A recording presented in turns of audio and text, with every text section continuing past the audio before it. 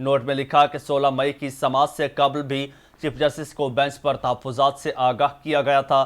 Practice and procedure بل کی آئندہ تاریخ مقرر نہیں جبکہ نیب ترمیمی کیس مقرر ہو گیا، اور فریقین کو موقع دینا چاہتا ہوں کہ بینچ کی قانونی حیثیت پر معاونت کریں۔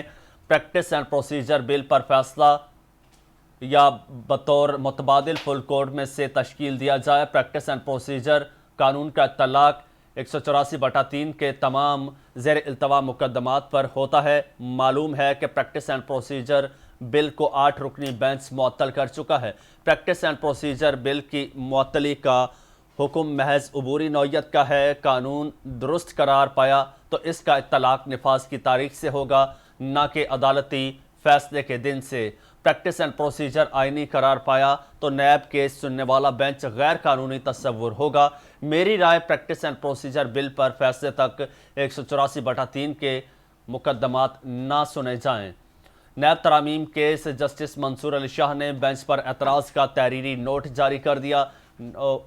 جسٹس منصور علی شاہ نے نیب ترامیم کیس میں گزشتہ روز کی سماعت پر تحریری نوٹ جاری کیا۔ پریکٹس اینڈ پروسیجر ایکٹ کے تحت 3 رکنی کمیٹی بینچ تشکیل دینے کی مجاز ہے۔ 16 مئی کی سماعت سے قبل بھی چیف جسٹس کو بینچ پر تحفظات سے آگاہ کیا گیا تھا۔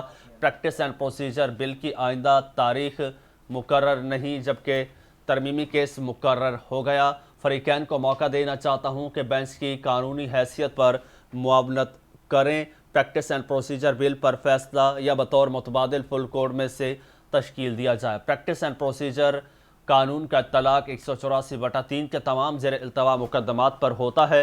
معلوم ہے کہ پریکٹس اینڈ پروسیجر بل کو 8 رکنی بینچ آپ کو اپڈیٹ کر رہے ہیں۔ پریکٹس اینڈ پروسیجر بل کی معطلی کا حکم جو ہے وہ محض عبوری نوعیت کا ہے۔ اسی حوالے سے اپڈیٹس جان لیتے ہیں۔ نثار عابد نمائندہ کیپٹل ٹی وی ہمارے ساتھ موجود ہیں۔ نثار عابد، اپڈیٹ کیجیے گا۔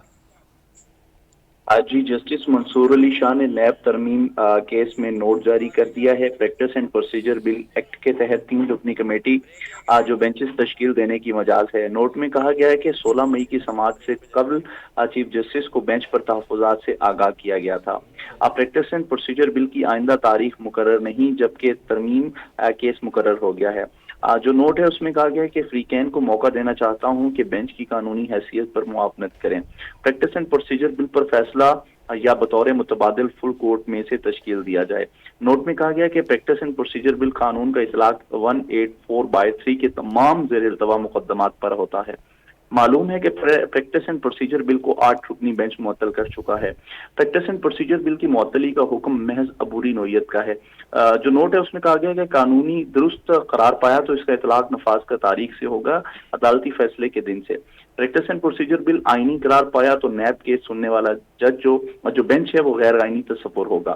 نوٹ میں مزید یہ کہا گیا ہے کہ میری رائے پریکٹس اینڈ پروسیجر بل پر فیصلے تک 184/3 کے مقدمات نہ سنے جائیں، اور اس طرح جو ہے جسٹس منصور علی شاہ نے نیب ترمیم کیس میں جو ہے وہ اب نوٹ جاری کر دیا ہے۔ جی نثار عابد، آپ کا بہت شکریہ، ہمیں اپڈیٹ کر رہے تھے۔